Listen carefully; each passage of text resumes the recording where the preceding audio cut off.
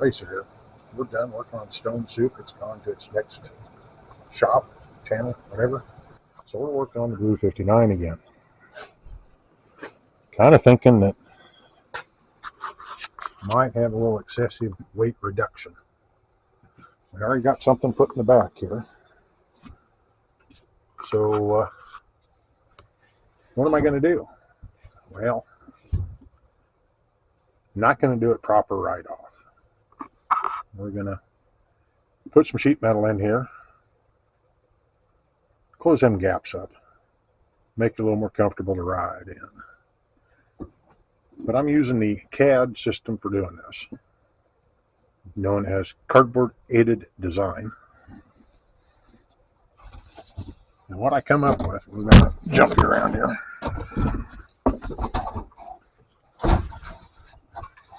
is that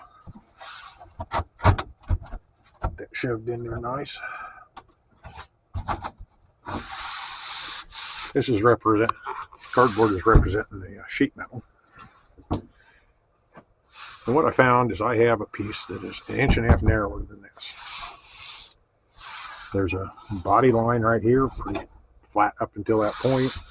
We'll have this one curve here up the toe panel, a little trimming. And then we got to deal with this. So it took me a second piece of cardboard and kind of fit it all in there. Not sure what I'm going to do with that corner yet. That's still a yet to be seen thing. But what we got to do now is transfer it onto some steel, cut the steel out, one bend per piece, because there's going to be another piece from about in this area going up the transmission tunnel. So one bend per piece, and it won't be too complicated. I'll bring you back after I get this cut out and hammered on a little and see how bad I screw that up.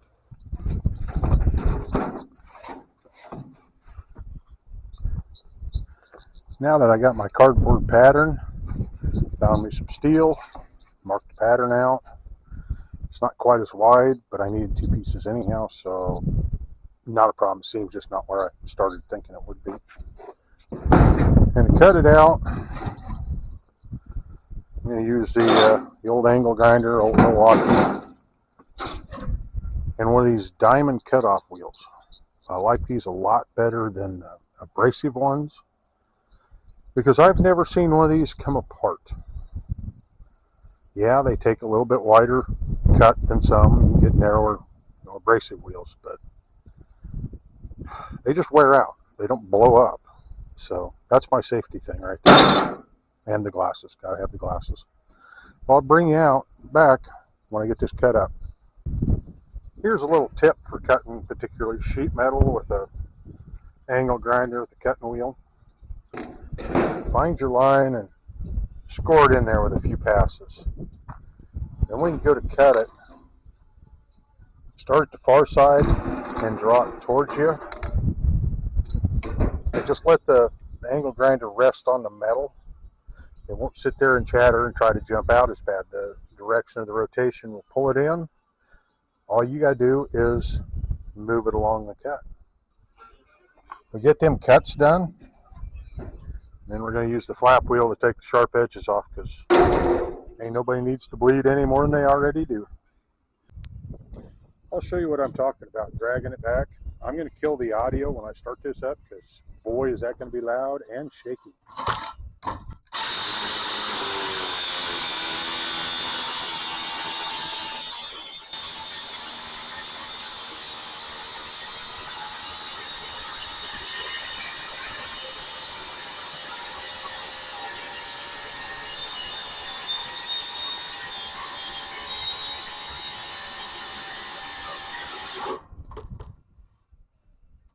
But anyhow, you see how well it didn't jump around. You just drag it. I didn't have to put any force on it. It's just so much easier than trying to hold it steady going the other way. Well, folks, I need to put a bend in this floor pan. It's supposed to be kind of just a curve. I got it a little sharp on that. I might try to work that out. But I'm over here using the trailer brake. Let you see how that works. A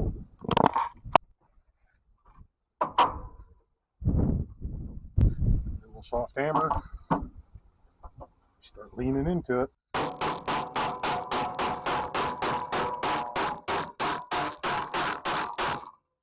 If you want a soft curve, get further away from the edge of what you're laying it over. I think maybe a little more. I don't know if you can see it, but I'm pushing down on the side away from the brake to help curve it, and then I kind of set it with the hammer. That should be enough.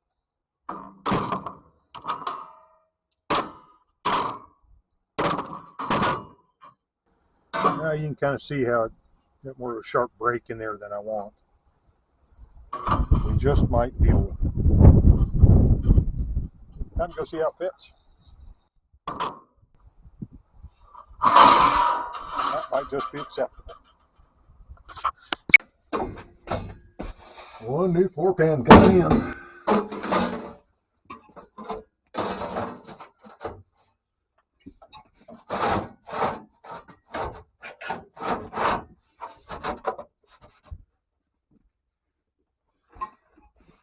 Yep, she's gonna need a little more curve to it. Looks like a little lower down in here the way that feels. I'll go beat on it some more and see what happens. Incoming.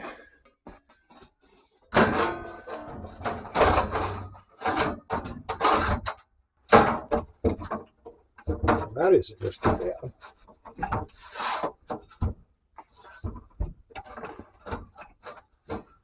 I kind of want to have enough curve in here. Maybe if I got to pull the edge down, I'm fine.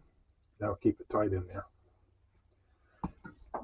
And for now, we're going to use some self-drilling screws. Some people call them self-tappers. With that kind of tip on them, they're self-drilling. But to do that, I'm going to mark where the more solid portions of the original floor pan are. And I'm going to pre-drill the repair panel. And then when that goes through, all it's pushing against is the other side and pull it tighter. And I'm going to take them seal washers off too. But that's first panel. Try this second one. It's going to be more difficult because it's narrower and I won't have as much leverage on the bend. But it'll be what it is, and it'll be bent. Well, it's been a minute or two since I was showing you this before. I'll show you what I got done. Got the floor pans kind of put in, had to do it in two pieces.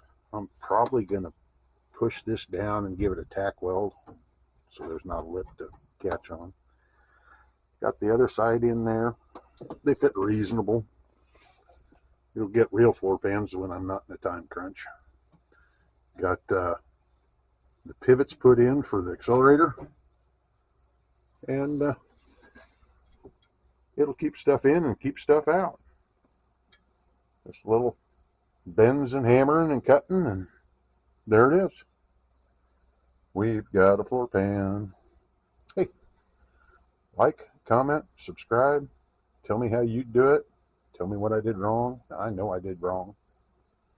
But hey, thanks for following along.